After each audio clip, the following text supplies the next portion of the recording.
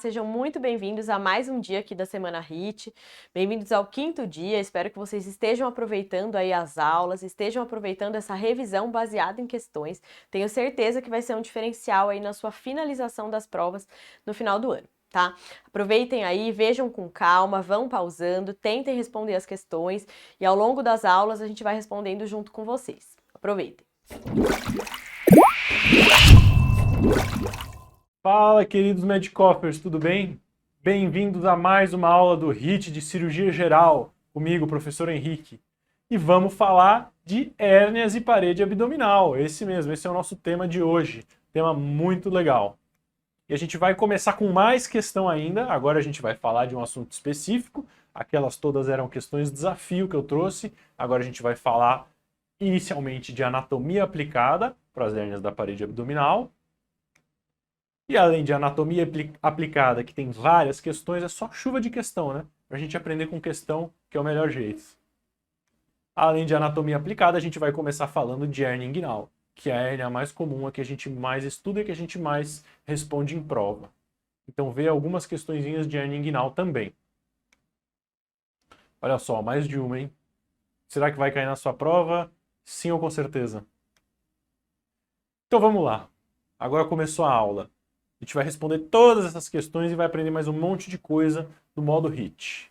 Primeiro, definição básica do que é hérnia, que é a protusão de um órgão pela parede que a contém. E como as hérnias se formam, elas se formam principalmente com esses dois principais grupos de fatores de risco. Para todas as hérnias da parede, isso aqui vale. Então é a aula introdutória que você precisa entender e aprender. Quais são esses fatores de risco? São dois grandes grupos. Ou é fraqueza da parede, a parede que contém a hérnia está fraca, então ela abre, ou é aumento da pressão intraabdominal, a pressão nessa parede é muito forte e abre também. Todos esses fatores de risco são exemplos dos dois grandes grupos dos fatores de risco e da fisiopatologia das hérnias da parede abdominal. Precisa entender. E o que a gente precisa saber, então, sobre a anatomia da região inguinal?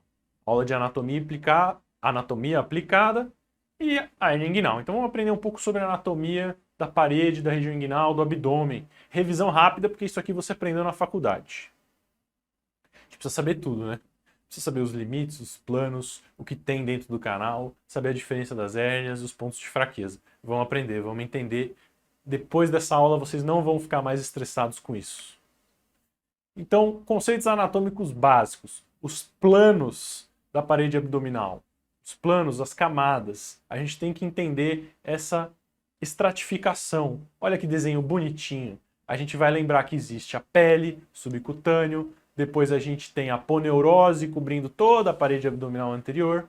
Aqui a gente já abriu a aponeurose e no meio a gente tem o reto, músculo reto. Lateralmente ao reto, a gente tem a aponeurose do oblíquo externo e o oblíquo interno depois e por último o transverso. E depois, face transversalis, gordura pré-peritoneal, peritônio e cavidade abdominal. A gente tem que saber essas camadas, esses planos, essas aponeuroses, tá? E a gente tem que saber os vasos que irrigam a parede abdominal, principalmente os vasos epigástricos inferiores e os vasos epigástricos superiores. E os nervos cutâneos, que são vários ramos que também estão inervando a parede. Vamos continuar, rever e ver mais conceitos. Outro corte, outra visão para a gente lembrar mais uma vez dos planos da parede abdominal anterior. Quais são esses planos? A gente tem pele, subcutâneo, aponeurose, músculo, aponeurose, pré-peritônio, face transversalis, pré-peritônio e peritônio e barriga. E aí detalhes. A gente precisa saber que em diferentes partes da parede abdominal anterior temos diferentes planos. Olha só, na linha média, eu vou fazer uma laparotomia mediana. O que a gente tem? Pele, subcutâneo, com as faces de Camper e Scarpa. Aponeurose da linha média à linha alba, que é a confluência de todas as aponeuroses. Gordura pré-peritoneal, peritônio e barriga. Se eu abrir do lado, eu tenho reto. Se eu abrir lateral, eu tenho os 3 músculos laterais. E repara um conceito das aponeuroses. Na face anterior do reto, na parte superior, a gente tem a aponeurose anterior, que é uma formação da aponeurose do oblíquo externo com a face anterior da aponeurose do oblíquo interno. E a mesma aponeurose do oblíquo interno se divide em face posterior, que junto com a aponeurose do transverso, vira a parte posterior da aponeurose do reto e da linha média. Olha que legal. E o que é isso aqui? Isso aqui é um corte abaixo da linha arqueada de Douglas. A linha arqueada de Douglas é quando todas as aponeuroses dos músculos laterais da parede abdominal vão para cima. E embaixo do reto fica sem aponeurose. Essa divisão, essa parte que muda, é a linha arqueada de Douglas. E essa linha aqui, ó, que é uma linha lateral ao reto, que também só tem aponeurose, que dá para ver aqui, ó. O que é isso aqui? Isso aqui é a linha semilunar. Print, entende a anatomia, volta. E se você entende esses conceitos, você entende todo o resto. E aí vamos para a região inguinal. Ah, essa aqui que eu quero saber. Região inguinal. E aí? Pele, subcutâneo com camper scarpa. E aí, logo depois, a aponeurose do oblíquo externo. É a primeira. Olha o oblíquo externo aqui, soltando a aponeurose, uma visão de lado. A aponeurose do oblíquo externo forma o ligamento inguinal. E é o primeiro plano depois do subcutâneo aqui na região inguinal. Aponeurose do oblíquo externo. Se eu abrir a aponeurose do oblíquo externo, o que eu tenho? Eu tenho o canal inguinal. Canal inguinal com os conteúdos do canal inguinal. E eu tenho o músculo cremaster envolvendo o canal inguinal. E o cremaster é a continuação do oblíquo interno. Olha que maravilha.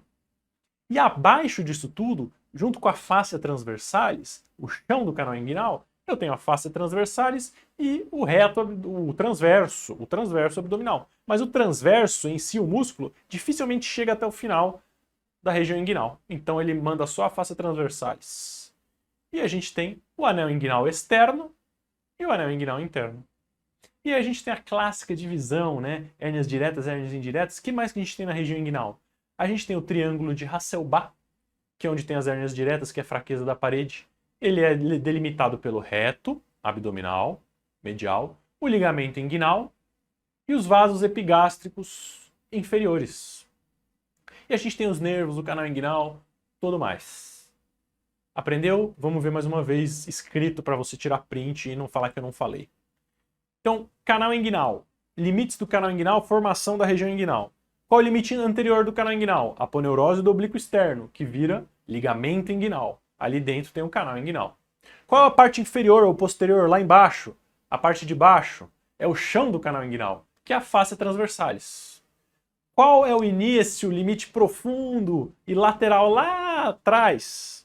É o anel inguinal interno, é uma abertura na fáscia transversalis, onde todas as estruturas passam e entram no canal inguinal e vão sair lá no final, que é medial, que é o anel inguinal externo, que é a abertura na aponeurose do oblíquo externo. E aí vai para o testículo ou vai ligamento redondo na mulher. Que aula maravilhosa, hein? E o que tem dentro do canal? Pergunta clássica de prova. O que tem dentro do canal inguinal? Nos homens tem o cordão espermático, que é envolto pelo cremáceo, que tem artéria e veia testicular, ducto deferente, processos vaginais, ramo genital do nervo gênito femoral. Na mulher é só o ligamento redondo. Podia perguntar da mulher, né? Bem mais fácil. E a hérnia inguinal?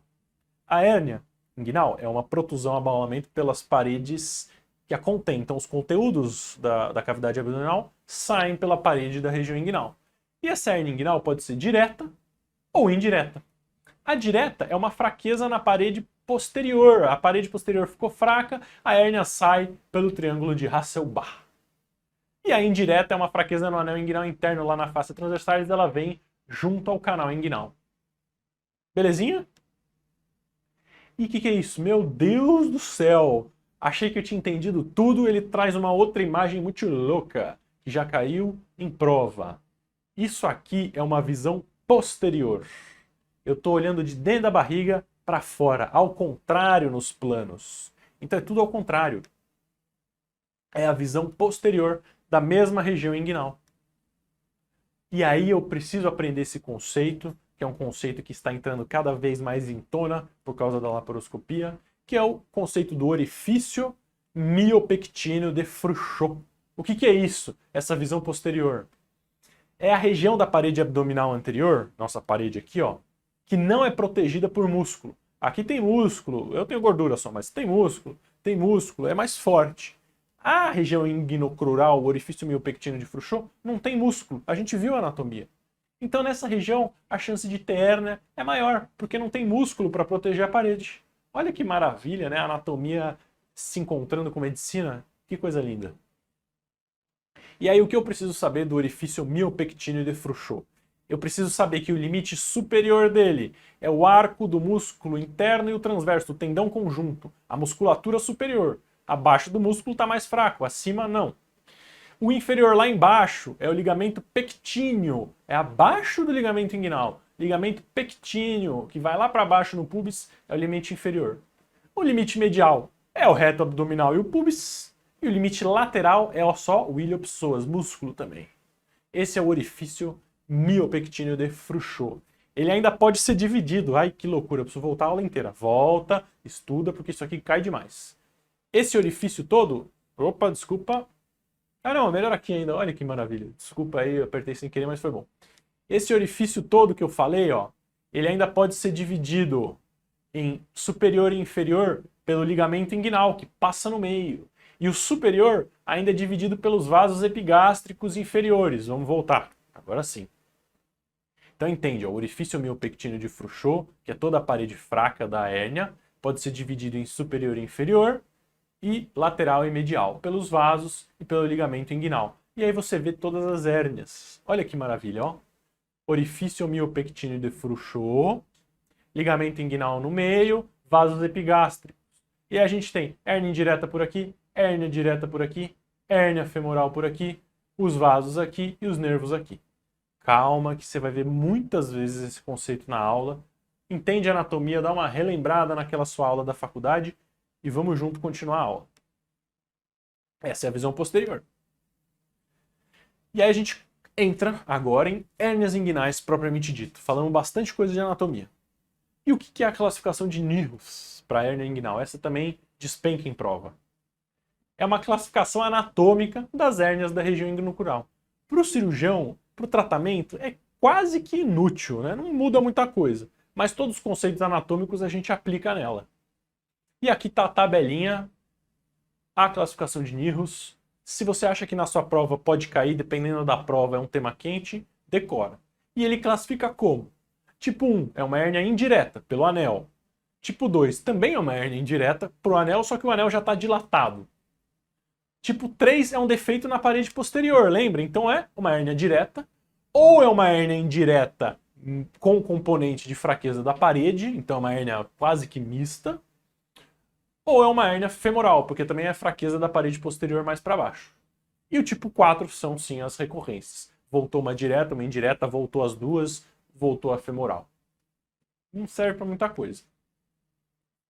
E aí, continuando, como a gente faz o diagnóstico e o tratamento de uma hérnia inguinal? O diagnóstico é clínico. Exame físico, história. E o tratamento é cirúrgico. Não existe, até em 2022, até o momento da gravação dessa aula, um tratamento para hérnia que não seja cirúrgico. Por isso que eu gosto de hérnia, porque sempre vai operar. Eu não consigo ter imaginação suficiente para achar um remédio que vá devolver a hérnia e fechar a parede sem ser cirúrgico. Talvez um dia inventem, mas até lá eu já fui embora. Qual que é a epidemiologia? Conceitos rápidos para você lembrar. Muito mais comum em homens, muito mais comuns na região inguinal. Na região inguinal ainda mais comum para homem. Quando é femoral, é mais comum em mulher, mas mulher tem mais inguinal do que femoral. E dizem que a hérnia inguinal à direita é mais comum do que a esquerda. Tem umas justificativas idiotas aí, tanto faz. Diagnóstico clínico. O paciente tem o quê? Dor, um peso, um nódulo, um incômodo na região que piora os esforços. Você vai fazer o exame físico em pé e deitado e ele fazendo força. Você vai palpar o canal inguinal, enfiar o dedo lá e vai sentir. A hérnia está batendo na ponta do dedo, é indireta? Está batendo do lado do dedo, é direta? Ou é abaixo do ligamento inguinal, então é femoral? Vou pedir exames de sangue? Só se eu achar que ele tem um diagnóstico diferencial, tem complicações. Senão, não precisa. E imagem? Vou pedir? Quando que eu peço uma imagem num paciente com uma hérnia inguinal? Ou eu tenho dúvida se ele tem hérnia inguinal ou não, Eu palpo ali, não sei, o paciente é muito obeso. Ou ele tem uma hérnia gigante, eu preciso programar tratamento, reavaliar outras doenças. Ou é um diagnóstico diferencial, não, eu acho que não é hérnia, mas ele tem muita dor. Será que é pubeite? Ou tem um abaulamento, mas não parece ser hérnia, será que é hidrocele? Não, quero fazer um planejamento. É uma cirurgia difícil, é uma recidiva, é um paciente complicado, eu não sei se tem do outro lado ou não. Vou fazer um exame para planejar a cirurgia, um caso anedótico. Qual que eu escolho? Depende. O ultrassom é rápido, é fácil, é barato, eu consigo ver ali. Mas a tomografia é melhor, tem diagnóstico diferencial, preparo melhor o paciente para hérnias difíceis. E a ressonância, que é muito pouco usada, eu uso porque quando tenho muita outra dúvida, não tenho mais nada para fazer, ela é o padrão ouro, né? Mas é difícil precisar. E o tratamento? O tratamento é cirúrgico, eletivo. Hernioplastia inguinal. Programa. Exceções, atenção. Se tem uma complicação aguda, não posso fazer eletivo, tem que operar de urgência. Se o paciente tem altíssimo risco cirúrgico, eu não posso operar agora. Eu preciso compensar ele, garantir condições cirúrgicas para operar. E eu sempre coloco tela. Atenção, eu sempre coloco tela. Ah, mas está com infecção. Lava, limpa, dá antibiótico e coloca tela. Ah não, tem cocô na região inguinal, tá em choque séptico, tem uma infecção grosseira. Aí, meu filho, vai ter que fazer damage control, vai ter que salvar a vida do doente. Você não vai pôr tela agora, você vai dar um jeito e pôr a tela depois. Deixa ele herniar de novo, vai recidivar, mas não é o problema dele, né? Ah não, o paciente não quer pôr tela. Ah não, não tem o material. Estou no Timbuktu. Ah não, tá realmente muito infectado, é o que eu falei. Aí você pode fazer show dice, mas dificilmente vai ter essa dúvida aqui. Show dice a gente vai ver, calma. Mas por que tem que operar todo mundo? Por que eu tenho que operar a hérnia? Porque toda hérnia inguinal tem um risco de encarceramento. Pode ser baixo, mas ele existe. Uma hérnia inguinal organizada é uma cirurgia letiva, com pouco risco de complicações, rápida, simples, resolve o problema do doente. Então eu vou e opero e resolvo, acabou. Muito tranquilo. Em homens que não têm sintomas e que têm um risco cirúrgico muito alto, já infartei 90 vezes, tenho 90 anos, não dá para operar. Tudo bem, você pode fazer um watchful wait, exceção. Todos os outros são cirúrgicos, a não ser que você queira paliar, né? Ah não dá para operar, é paliativo. Tudo bem, mas a indicação cirúrgica permanece. E as complicações? Ah, e na fase aguda? Aí é um problema. Qual que é a principal complicação que a gente discute? É o encarceramento. A hérnia saiu para fora e não volta mais. O paciente vai lá tentar pôr, você empurra, ela não volta. Está endurecida, está doendo, né? Comprimiu, não reduziu, diminui retorno venoso e linfático, edema, isquemia, necrose, estrangula. Encarcerou, cirurgia de urgência. Está indicado, tem que operar de urgência porque está encarcerado, vai evoluir com essa evolução natural, vai dar ruim. Como eu sei a diferença entre encarceramento e estrangulamento, o que eu faço? Encarcerou ou estrangulou, tem que operar na urgência. E tem que fazer inguinotomia, hernioplastia inguinal, acesso local, ou eu posso fazer laparoscopia. Eu vou fazer laparotomia? Não. Eu só vou fazer laparotomia se eu já acho que tem comprometimento visceral. Então tem isquemia de alça, está em peritonite, está em choque séptico, tem um abdômen com distensão e está ruim demais. Caso contrário, eu não faço, não precisa. E eu posso reduzir e observar, ah não, encarcerou agora, eu voltou para dentro. Posso fazer isso? Não posso. Não é conduta preconizada na literatura, não é conduta nos hospitais escola, tem muita gente que faz. Não pode. Tá? Se tiver um encarceramento, doutor, agora, ó, viu agora, acabei de chegar faz 10 minutos. Ele não tem comprometimento sistêmico, não tá em sepse, não tá taquicárdico, ele não tem nenhum sinal flogístico, não tem dor local, não tem nada.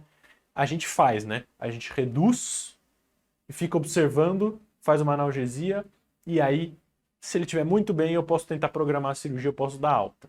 Mas normalmente esses casos não são hérnias encarceradas. São hérnias que eram redutíveis, saiu para fora, o paciente está com dor, está fazendo força, ela não está voltando. Você deita ele, faz uma analgesia, ela volta sozinha. Ou você só coloca. Aí não era encarceramento. Ela estava para fora.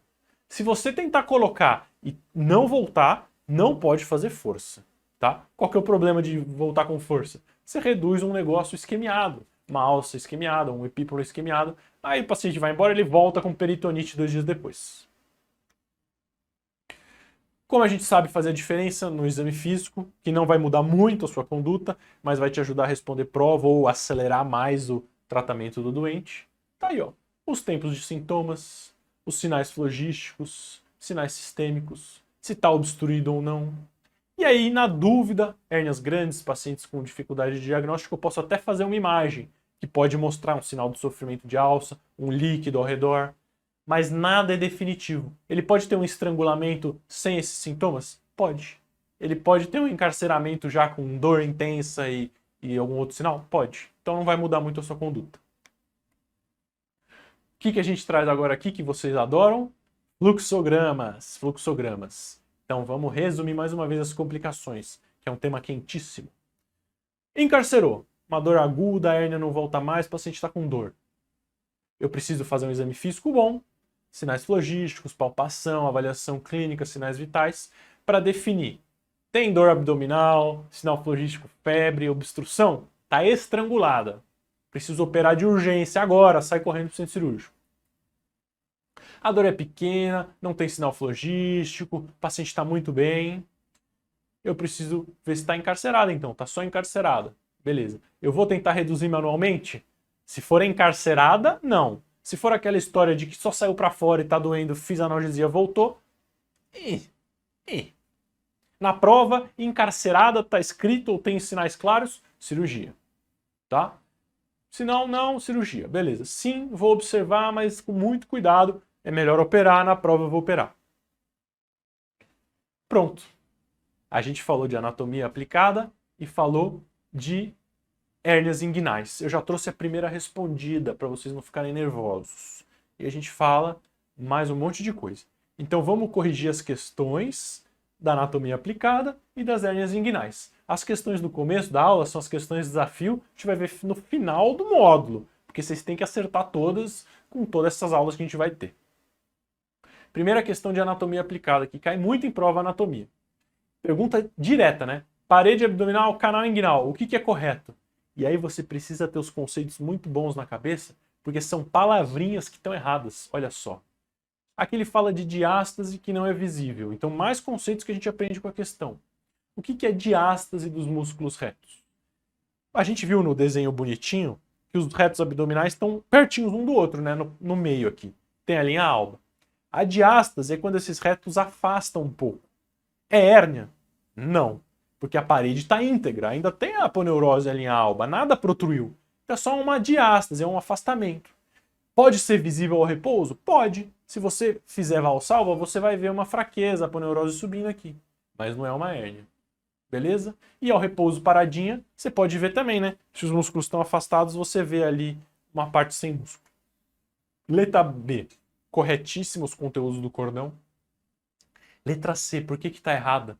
Porque não é oblíquo externo, é oblíquo interno. Olha só, duas letras ferraram com você. E a alternativa D está errada porque está invertida, né? Hérnia inguinal lateral aos vasos epigástricos pelo anel. Hérnia inguinal indireta. E hérnia inguinal direta.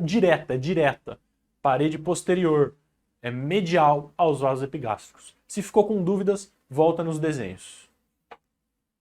Mais uma questão, a questão que cobrava essa imagem, mandava uma imagem do orifício miopectíneo de Frouchot e pediu os números. Então vamos ver os números e vamos discutir a imagem. Olha só, número 1, o que é visão posterior? A gente discutiu, esses vasinhos aí são o quê? Os vasos epigástricos inferiores, né? Parte de baixo da barriga, vasos epigástricos inferiores. O que é o número 2 que está no meio do orifício? É o ligamento inguinal.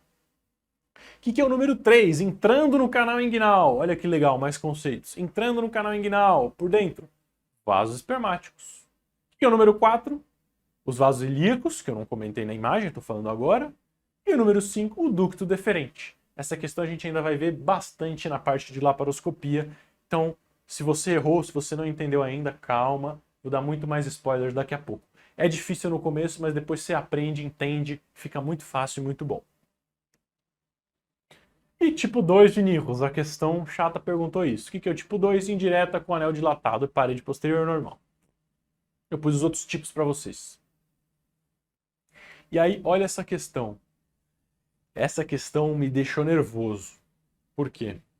Ele fala um enunciado muito legal. Põe lá que é uma mulher, 67 anos, magra, não sei o que, né? A abalamento está abaixo do ligamento inguinal. E aí ele põe todas as alternativas que não tem nada a ver com o enunciado. Olha que filha da mãe. Eu podia ter lido só as alternativas. Olha a letra C. A região inguinocrural faz parte do orifício miopectino de Frouchot. Sim. Essa letra, em qualquer questão de qualquer prova de residência de qualquer planeta, estaria certa. Por que a letra A está certa, está errada? Porque não é Spiegel, é femoral. Né? Abaixo do ligamento inguinal, femoral. Por que a letra B está errada? As alternativas são mais legais que o enunciado. Porque a ausência de hiperemia não descarta a hérnia estrangulada. Fala mais a favor de um encarceramento recente, mas descarta? Jamais. E a laparotomia, primeira medida. Encarcerou, estrangulou uma hérnia, laparotomia. Não. Inguinotomia ou laparoscopia. Galera, beleza? Entenderam aqui anatomia, hérnias inguinais, revisão HIT para vocês, várias questões. A gente vai continuar com muitas outras aulas, muitos outros temas de hérnias. Ficou com dúvida? Manda pra gente que a gente responde. Continuando o nosso módulo de hérnias e parede abdominal do HIT, vamos falar sobre tratamento cirúrgico da hérnia inguinal. Sim, uma aula inteira só para falar desse tema, porque cai muito em prova e é muito relevante na nossa carreira como cirurgião e é um tema que está sempre presente aí na medicina. Então, o que a gente precisa aprender sobre tratamento cirúrgico de hérnia inguinal? Vamos ver algumas questões, faz a questão, escolhe a alternativa, tenta responder, dá um pause no vídeo agora, me pausa dando joinha, e aí depois a gente vai responder todas juntos no final. Primeira, segunda, olha quanta questão tem de hérnia tratamento cirúrgico. É Liechtenstein, é TAP, é junto com anatomia, é junto com tratamento. Ó, a terceira, mais um joinha. O que eu vou recomendar? Qual que é a melhor conduta? Tratamento cirúrgico? É muita coisa, mas a gente consegue resumir e ver muito bem aqui para você não errar nunca mais. E mais uma questão, cai demais, cai demais. E aí, qual que é a alternativa aqui? Vamos lá, vamos falar de cirurgia para hérnia inguinal. Qual que é a melhor cirurgia? Como eu opero uma hérnia inguinal? Eu preciso fazer uma cirurgia sem tensão, não pode ter tensão, e eu tenho que fazer um reforço com prótese. Ponto final. Por enquanto é isso que a literatura mostra. E aí eu tenho algumas opções. Antigamente não tinha tela, não tinha esse conceito de sem tensão, a gente fazia tudo com tecido.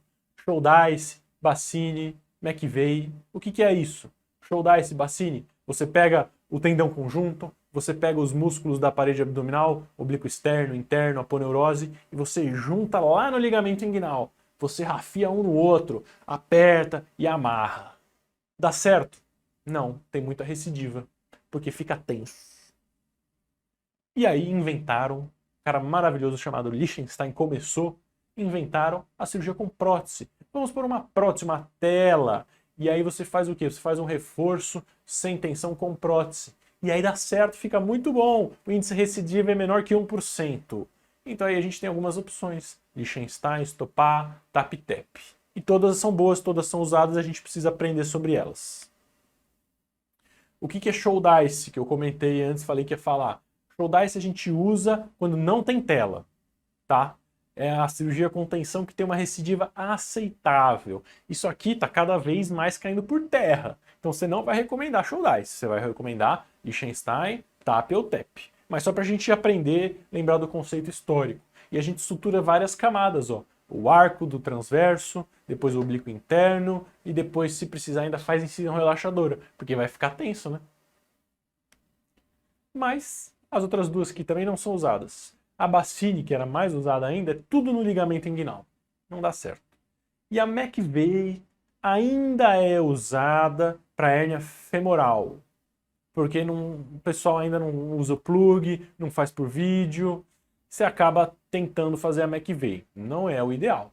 Você vai precisar fazer incisão relaxadora para as coisas dos músculos chegarem lá embaixo melhor. E aí a gente usa a tela. A tela chegou para ficar. O que é a tela? O que é a prótese? É um material prostético, não autógeno. É um corpo estranho, mas muito bem feito, muito bem produzido, que na verdade se adequa ao tecido. Então ela diminui a recidiva, não aumenta a chance de complicação, ela faz uma barreira física e mecânica e ainda tem um efeito biológico, né? A deposição de colágeno, a inflamação ao redor, faz uma fibrose ali, ela se integra no tecido, fecha sem tensão, é maravilhoso. A característica ideal da tela, já teve prova perguntando isso. A tela é boa e a gente usa a tela do quê? A tela tem que ter poros grandes, que na verdade são micros, mas é um poro maior, considerado um poro grande, que é maior do que 75 micrômetros, porque permite que as células entrem no meio dos poros. Ela tem que ter uma força têncil até 16 newtons por centímetro quadrado. Ela não pode ser muito fraca, senão ela rasga, mas se ela for muito tensa também, ela não é maleável, fica tenso de qualquer jeito. Tem que ser uma tela plana para se adaptar bem ao tecido. Tem que ser uma tela monofilamentar, porque multifilamentar fica com muito corpo estranho e junta bactéria. E a gente usa sintética. É mais barata, tem disponível e tem menor recorrência. Vários tipos de materiais. Além disso, a tela também tem que ser um baixo peso molecular, uma gramatura entre 30 e 40, porque não faz uma sensação tão importante de corpo estranho. Essa é a tela ideal. Beleza? Entendam o porquê faz sentido com relação à cirurgia e à fisiopatologia da tela. E o que é o Lichtenstein? O que o Lichtenstein criou? Ele criou uma técnica aberta, via anterior, sem tensão. É uma técnica rápida, fácil reprodução, resolutiva, barata, que tem baixíssimo índice de complicações e recidiva, menos que 1%, e dá até para fazer com anestesia local ou raquianestesia. Olha que maravilha o Lichtenstein. Uma técnica maravilhosa. E como é que a gente faz? Lembra o passo a passo, precisa saber o passo a passo da técnica de Lichtenstein. Então a gente vai fazer todo o preparo cirúrgico, vai fazer anestesia. Hoje em dia a gente faz raquianestesia, anestesia geral, pode fazer anestesia local. Fiz a anestesia, vou fazer uma incisão na pele de 6 centímetros mais ou menos, do tubérculo púbico até a espinha ilíaca anterosuperior. Porque o que é isso aí? É aí que fica o ligamento inguinal. A gente vai abrir pele, subcutâneo, achar a aponeurose do oblíquo externo, achar o anel inguinal externo. Vou abrir a aponeurose, liberar os folhetos, achar o canal inguinal. Vou isolar o cremaster e o funículo espermático. Vou explorar o anel inguinal interno por hérnia indireta. Vou explorar a parede posterior por hérnia direta. Reduzir as hérnias.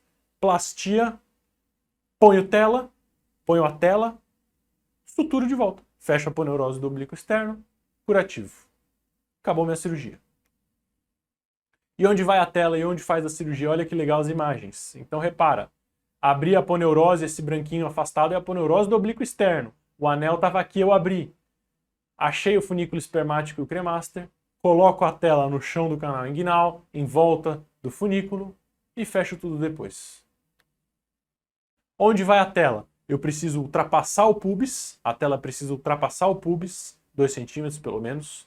Vou fixar ela no ligamento inguinal, vou fixar ela na parte medial e superior, vou manter ela discretamente, muito discretamente abaulada, bem pouquinho, porque ela precisa estar maleável, e eu vou fazer um novo anel inguinal interno, né? Eu preciso deixar o funículo espermático e as estruturas passarem pela tela. Então eu faço um novo anel inguinal interno com 2 abinhas da tela. Pronto, resolvido o problema. E aí, depois do Lichtenstein, vieram as cirurgias minimamente invasivas. TAP-TEP. O que é isso? ETEP. São cirurgias boas? O que é? São cirurgias laparoscópicas. Então, TAP é transabdominal pré-peritoneal e TEP é totalmente extraperitoneal. Também é uma cirurgia sem tensão, também vai tela, só que é uma cirurgia laparoscópica. É maravilhosa, muito boa também, excelente cirurgia, excelente técnica. Incrível, é incrível mesmo. E o que a gente faz de diferente? É por laparoscopia, a tela vai no pré-peritônio. As vantagens são menor dor no pós-operatório e uma recuperação mais rápida. Só que é mais caro, tem bem menos disponível e a curva de aprendizado é maior. A TAP, transabdominal, eu vou entrar dentro da barriga, fazer laparoscopia e olhar o orifício miopectíneo de Frouchot por trás, aquela visão posterior a gente tem na TAP. Olha que coisa incrível. Só que eu tenho que lembrar que eu vou abrir o peritônio por dentro 2 vezes, eu vou ter que fechar o peritônio. Ela é mais fácil um pouco que a TEP é mais usada. A TEP é totalmente extraperitoneal, eu não entro na barriga. Eu vou até o peritônio e disseco todo o peritônio. Às vezes eu uso um balão para dissecar. Então eu empurro o peritônio para baixo, eu entro no plano antes. Eu jogo a tela ali e acabou. Dizem que é até melhor que a TAP, porque eu nem entro na barriga, não vai ter dor, não vai acontecer nada. É boa, é legal. E aí, essa é a visão que eu tenho. Olha que legal essa imagem, esse artigo, a visão laparoscópica das hérnias inguinais. Eu tenho aqui uma visão dentro da barriga, o peritônio intacto, e aqui eu tenho uma visão que eu já soltei o peritônio. Lembra do orifício miopectíneo de Frouchot? Vão aplicar a anatomia agora? Eu vou aplicar os conceitos do Y invertido. O Y invertido das hérnias inguinais laparoscópicas, o orifício miopectíneo de Frouchot e o conceito dos 5 triângulos da visão posterior da hernioplastia inguinal laparoscópica. Essa é a parte mais importante da aula. Junto com Liechtenstein, é o que mais cai, é o tema quente, é o tema novo, vai cair na sua prova. Então, essa é a visão que eu tenho e a visão do Y invertido. Então, vamos entender ela, vamos entender isso, e a gente continua. O que é o Y invertido? É isso aqui, ó. Uma perninha do Y, outra perninha do Y e a última perninha do Y. Um Y de cabeça para baixo. E aí eu tenho 5 triângulos. Um triângulo divididos pelo ligamento inguinal, pelo orifício miopectíneo de Frouchot. Que maravilha! Um triângulo, 2, 3, 4, 5. Calma que eu vou voltar. 5 triângulos, Y invertido. Orifício miopectíneo de Frouchot. Vou repetir mais uma vez. Olha só. Orifício miopectíneo de Frouchot. Ligamento de Cooper. Está aqui atrás. Parte inferior do orifício. Iliopsoas. Está aqui atrás. Parte lateral. Arco do transverso e do interno. Tendão conjunto. Superior e medial. Reto e pubis. Divididos no meio pelo ligamento inguinal. Anterior e posterior. Vasos epigástricos inferiores, as outras perninhas do triângulo, ducto deferente e vasos espermáticos, todos entrando no anel inguinal interno, indo lá para fora no canal inguinal. E aí o que eu tenho em cada triângulo? No triângulo medial superior, eu tenho as hérnias diretas. No triângulo no triângulo superior lateral, hérnias indiretas. No triângulo medial inferior, hérnias femorais. No triângulo do meio embaixo, é o triângulo da morte, o triângulo de Doom, porque tem os vasos ilíacos. Se eu cutucar aqui vai sangrar e vai dar ruim. E no triângulo lateral inferior, o triângulo de pain, o triângulo da dor, onde eu tenho nervos. Então olha que maravilha! Orifício miopectíneo de Frouchot. Olha o ligamento pectíneo aqui, ó, pelado. Olha o arco do tendão conjunto. Olha o iliopsoas. Olha o ligamento inguinal. Olha o pubis. Hérnias femorais, hérnias diretas, hérnias indiretas pelo anel inguinal interno, triângulo da morte, triângulo da dor. Muito bom. Vai cair na sua prova e você aprendeu agora. Então agora vamos discutir quando eu opero cada uma. Não, mas você falou de Liechtenstein, falou de TAP-TEP, que são muito boas. Quando que eu opero cada uma? Só tem uma obrigação. Se for recidiva, hérnia recidiva, eu mudo a técnica. Como assim? Operei por Liechtenstein ano passado, voltou minha hérnia. Tem que operar de novo? Sim, hérnia tem que operar. Eu opero por vídeo. Operei por vídeo ano passado, eu opero Liechtenstein agora. Isso está entrando em discussão, pode ser que mude, mas até agora, até 2022, na prova vai ser assim. Recidivou, troca. Caso contrário, você vai ter que avaliar O local, o paciente, o equipamento, o cirurgião. Vou operar num hospital bom? Tem vídeo? Eu sei operar por vídeo? O paciente está bem? Vídeo.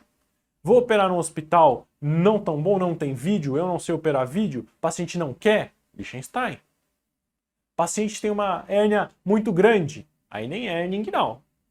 Aí o vídeo talvez não dê certo. Tem que saber avaliar. Qual que é a melhor? A melhor não existe. Todas são muito boas. Liechtenstein ou TAP-TEP. As duas são muito boas, você pode escolher as duas. Não conseguiram mostrar ainda benefício de uma para outra. O que a gente sabe? A laparoscópica é muito mais avançada. Eu preciso ter material, equipe, eu tenho que saber fazer, eu preciso fazer anestesia geral. A Liechtenstein eu posso fazer até com local, hack, rapidinho ali, o R1 faz. Então, as complicações são iguais, tá vendo? Recidiva, dor, crônica, é tudo igual. O resultado final é igual. Então, vai variar muito. Recidivou, eu tenho que mudar. Se não for recidiva, tanto faz. Repara, bilateral ou não, tanto faz. Tá encarcerado ou não, olha que maravilha, uma hernia inguinal encarcerou. Tanto faz. Íngano escrotal, se tiver indo pro testículo, mas reduz, ou encarcerada pequenininha, tanto faz. Agora, atenção. O paciente tem uma hérnia ingnoescrotal domiciliada. Não é hérnia inguinal. É uma hérnia ingnoescrotal grande, domiciliada, gigante. É uma hérnia inguinal com destruição da parede. Tem um abdômen agudo obstrutivo, está em sepse. Aí não é hérnia inguinal. Já caiu questão assim, já vieram reclamar comigo. Eu já estou repetindo aqui, ó. Paciente obeso, uma hérnia ingnoescrotal encarcerada, irredutível, domiciliada. Tem essa hérnia há 10 anos, tem uma hérnia com volume de... tem um cólon direito na hérnia. Não é hérnia inguinal. Hérnia inguinal, tanto faz. Hérnia ingnoescrotal, inguinal, loucura, aí tem que ser aberto. Tá bom? Então, cuidado com a questão. E quais as principais complicações? Olha só, falamos de passo a passo cirúrgico, objetivos, como operar. Quais as principais complicações? Vou fazer o seguinte, você deve estar confuso ainda, então vou voltar mais uma vez para não deixar passar batido, mudei de ideia, você vai me agradecer nisso aqui. Então vamos ver lá, laparoscopia. Vou operar a laparoscopia. Fiz um TAP. Abri a barriga, entrei com o trocáter com as pinças, vi isso aqui, orifício miopectíneo de Frouchot. Primeira coisa, vou descolar o peritônio. Então eu estou vendo isso aqui, eu vou lá em cima, abro o peritônio, solto todo o peritônio, entro na região inguinal, no orifício miopectíneo de Frouchot, visão posterior. Vasos epigástricos inferiores, ducto deferente, vasos espermáticos, ligamento inguinal, ligamento de Cooper, pubis, arco tendíneo, músculo iliopsoas. Dá um pausa, põe velocidade mais devagar, revê todos os conceitos. Abri, identifiquei, dissequei todo o meu espaço, dissequei o orifício miopectíneo de Frouchot, vou reduzir minha hérnia. É direta, eu reduzo, trago o saco. É indireta, trago o saco. É femoral, trago o saco. Reduzi tudo, vi que estava tudo certinho, não tem nenhuma hérnia escondida. Eu jogo a tela em todo esse orifício, eu jogo uma tela grandona aí, cobrindo todo esse espaço. E aí, eu fecho o peritônio de volta. Acabou. Fecho o peritônio de volta, fechou. Como eu fixo esse peritônio nessa tela? Eu posso jogar cola? Posso. Eu posso usar os taques? Tá. Posso. Posso suturar? Posso. Tudo por laparoscopia. Eu só tenho que tomar cuidado com o quê? O triângulo da morte, que se eu der ponto e costurar aqui vai sangrar, vai dar ruim. E o triângulo da dor. Se eu ficar dando muito ponto aqui, vai ter muita dor. Então eu faço tudo aqui para cima. Cuidado com os vasos epigástricos também. Mais claro? Então vamos agora falar das complicações. Olha como eu sou legal. Principais complicações: dor crônica, orquite isquêmica e recidiva. São as complicações crônicas. As complicações agudas quais são? Comuns de todos os procedimentos. Seroma, hematoma, infecção de ferida. Isso aí eu evito fazendo uma boa técnica cirúrgica, cuidando bem do doente. Muitos, quando a hérnia é um pouquinho maior, ele vai ter um grau de coleção, de seroma ali, vai sobrar um pouco de coleção na região que você dissecou, não tem problema, isso vai ser reabsorvido.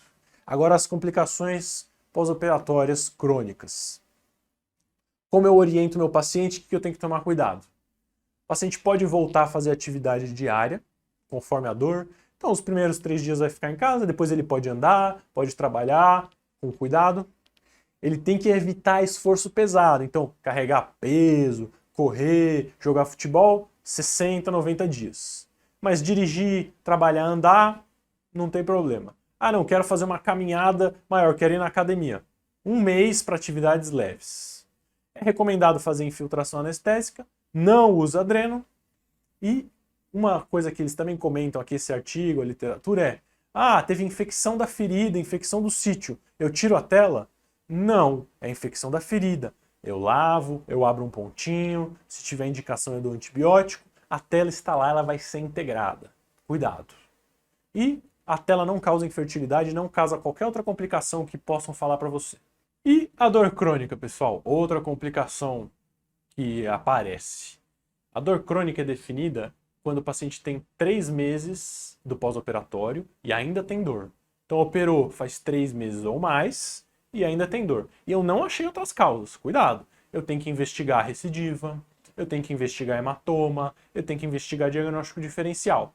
Não tem mais nada, já passou 3 meses da cirurgia, eu posso considerar dor crônica. Quais fatores de risco principais? São esses aqui, ó. Operou muitas vezes a região, ou fez uma cirurgia aberta convencional, é discutível, né, que Liechtenstein dá mais dor, por enquanto ainda não provaram, mas os lugares querem falar que sim. O paciente já tinha dor antes, já é um paciente que fica reclamando das coisas, ou teve muita complicação. Aí ele pode ter dor crônica. Como eu previno? Eu faço uma boa cirurgia de Liechtenstein, então eu vou identificar os nervos, evitar os nervos. Eu vou evitar o trígono da dor na laparoscopia que eu comentei, evitar excesso de grampo, de TAC, né, ficar cauterizando. E eu não faço neurectomia profilática, eu não tiro o nervo, a não ser que não tenha outra opção. Qual não tem outra opção? Cortei um nervo, vi depois. Ai, meu Deus. Aí eu vou seccionar ele lá embaixo e sepultar os cutos. Que nervos? Você não falou. Eu vou falar agora. Como é que a gente lembra dos nervos da região inguinal? Quais são os nervos? Eu comentei de um, né? Lembra dele? Então, ó, presta atenção. Primeiro nervo, nervo genital do ramo genital do nervo gênito femoral. É o nervo que está dentro do funículo espermático. Esse aí eu tenho que tomar cuidado e devagarzinho isolar o funículo sem mexer nele. E a gente tem mais 2. Lembra quais são os nervos? O ilho inguinal e o ilho hipogástrico. O ilho inguinal, ele vem logo abaixo da aponeurose do oblíquo externo, junto com o funículo espermático, mas não dentro, né? Ele fica do ladinho ali. E o ilho hipogástrico é mais medial, é lá na parede posterior, próximo aos músculos. Ele fica lá mais para cima. Cuidado com ele também. Esses 3 nervos que a gente tem que achar e tomar cuidado para não cortar. Se eu cortar, eu posso ter dor crônica. E como eu trato essa dor? Primeiro eu faço uma abordagem multidisciplinar. Analgesia, fisioterapia, orientações, perda de peso, atividade. Se não resolver, eu continuo, mas eu adiciono um medicamento oral. Dipirona primeiro, depois vou aumentando para medicamentos mais fortes. Não resolveu? Posso discutir com o grupo da dor um bloqueio regional ou até uma ablação nervosa. Se nada disso resolver, eu posso discutir operar. Eu acho que a tela está prendendo o nervo, eu dei um ponto errado, eu posso discutir operar, mas é quase que nunca, porque a cirurgia não resolve, só piora. E a orquite isquêmica, o que é? A orquite isquêmica é uma trombose do plexo pampiniforme, uma congestão venosa, que dá edema e dor testicular. Geralmente ocorre no 2º ao 5º dia pós-operatório, quando você mexe muito no funículo. Tá? Grande maioria, até a 12ª semana, resolve espontaneamente. Alguns casos raros podem evoluir para atrofia. Como é que eu evito isso? Eu não fico dissecando o funículo. Puxa, solta, arranca. Não, eu só isolo ele e deixo ele quietinho. Dizem que a abordagem posterior, por a tela por trás, né, videolaparoscopia, tem menor risco. E quanto mais eu mexo, mais risco tem, claro. E o tratamento é sintomático, é clínico, remédio, isso aí evolui sozinho. Beleza, vamos aprender o resto com as questões. A gente está aqui no HIT para aprender com questão. Então vamos ver a primeira questão. Hernia inguinal esquerda vai fazer cirurgia. Qual que é a correta? Letra B. A gente aprende mais um conceito aqui, ó. Quando recidiva no Liechtenstein, recidiva aonde? Mais próximo ao pubis. Por quê? O pubis é o lugar de mais tensão, é mais rígido, né? E aí muitas vezes você esquece, ou não esquece, você não capricha na tela no pubis. Você não põe a tela por cima do pubis. Você põe a tela mais ou menos no pubis. E o paciente tem vários fatores de risco, engorda, aumenta de novo a pressão e a fraqueza da parede, e ali próximo do pubis ela recidiva. Esse é o principal local. Outro local comum é o anel inguinal interno, né? Que também você não faz o anel direitinho lá, o paciente também tem fatores de risco, é o segundo local de recidiva mais comum. No Liechtenstein, é sem tensão? Sim. E a tela é pré-peritoneal? Não. TAP-TEP, pré-peritoneal. Liechtenstein, no chão do canal inguinal, acima da face transversalis. A técnica de estopar é uma tela gigante no espaço pré-aponeurótico. Ah, estopar, ele não falou. Não, vou falar agora na questão, vamos aprender com a questão. O que é estopar? Estopar é uma técnica aberta, uma via posterior. Então a tela vai no mesmo lugar do TAP-TEP. Só que é uma cirurgia aberta, não é por laparoscopia. O que eu faço? Eu faço uma incisão, uma cirurgia aberta, disseco até o pré-peritônio, acho o peritônio e eu não abro o peritônio. Eu vou nesse plano, via aberta, olhando, solto todo o pré-peritônio e a estopar a tela vai pré-peritoneal bilateral. Cobre todo o orifício miopectíneo de Fouchot, bilateralmente, posterior, mas por via convencional. A vídeo é um avanço da estopar, né? Em vez de dissecar e ir por olhando tudo, você vai por laparoscopia. Então a tela é no pré-peritônio, diferente da Liechtenstein, que é na face transversalis. E as técnicas com uso de tela sempre precisam de dreno? Não, nada a ver. Se fizer bem feito, a tela fica bem acoplada, não precisa de dreno.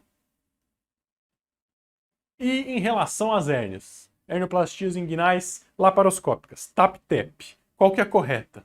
Olha só, mais uma cobrando conceitos cirúrgicos. TAP vai no mesmo lugar da Liechtenstein? Não, já falei que não. TEP no mesmo lugar da Liechtenstein? Não.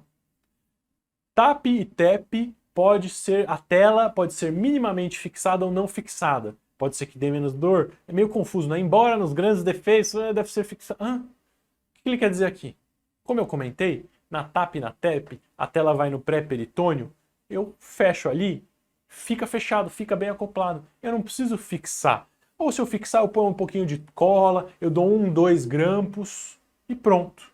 Quando o defeito é muito grande, a tela vai ter que ser bem grandona, o paciente é grande, aí eu posso até fazer uma fixação um pouquinho maior só para a tela não escorregar. Na hérnia bilateral, TEP é bom, TAP é ruim? Não. TAP, TEP, tanto faz, né, por enquanto. Qualquer uma das duas são muito boas. E o robô não foi utilizado. Opa, tá cada vez mais sendo utilizado o robô para fazer uma TAP robótica, um TEP robótico. O pessoal está inovando cada vez mais, então o robô é sim uma boa opção para hérnias inguinais. E essa aqui? O paciente já foi operado por via laparoscópica e recidivou. E o paciente quer ser operado de novo por laparoscopia. Ele quer escolher. Não. Recidiva por laparoscopia, Liechtenstein é a próxima. Tá? Ao contrário, lembra que a gente conversou. Então a gente não vai operar novamente por laparoscopia. A gente vai fazer Liechtenstein agora, porque é melhor. Se eu for por laparoscopia, a tela vai estar lá grudada na hérnia, vai ser mais difícil o acesso. Então eu vou pela frente e resolvo o problema. E essa aqui? Fala que ele tem uma dor intensa, né? Olha só, 46 anos, operou e ele voltou com dor intensa no pós-operatório. Além disso, 12 meses do procedimento cirúrgico. O exame físico, a dor é bem localizada, não tem recidiva, não tem outros diagnósticos. Qual que é a correta? Provavelmente ele tem uma dor crônica pós-operatória e o nervo iliopogástrico foi pinçado aí. Né? Uma dor bem localizada que não resolve com nada. Pode ser. Por que ela está errada? Não vou dar opioide, antidepressivo, não. Calma. Analgesia escalonada, calma. A alcoolização é o que tem melhor resultado? Não. A gente sabe que o tratamento é multidisciplinar, vai seguindo uma escada, mas melhor resultado nenhum tem. E eu vou operar por via posterior. Não, nada a ver. Se nada resolver, eu tiver que operar, eu vou pela mesma via para achar esse nervo encarcerado aí, ver se tem alguma causa para essa dor. Beleza? Então é isso, né? Ai meu Deus, um meme aí só para acabar a aula. Vou dar um monte de remédio ansiolítico, não vai resolver. Hérnias inguinais, tratamento cirúrgico. Uma aula densa, difícil, que eu falei um monte de coisa, mas é uma aula que vai esclarecer a sua mente, você nunca mais vai errar a questão. Então, rever os conceitos anatômicos, rever o passo a passo das cirurgias, tudo que eu expliquei que vai cair na sua prova. Bem direcionado para não errar mais questão.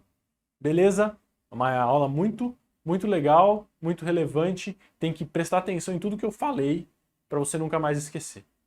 Um grande abraço. Espero que vocês tenham aproveitado aqui, finalizando aí o 5º dia da Semana HIIT. Não esquece que amanhã tem mais. E não deixem de participar do nosso evento final aí no domingo, às 16 horas, no YouTube do Grupo Medicoff. Tchau, tchau. A gente se vê.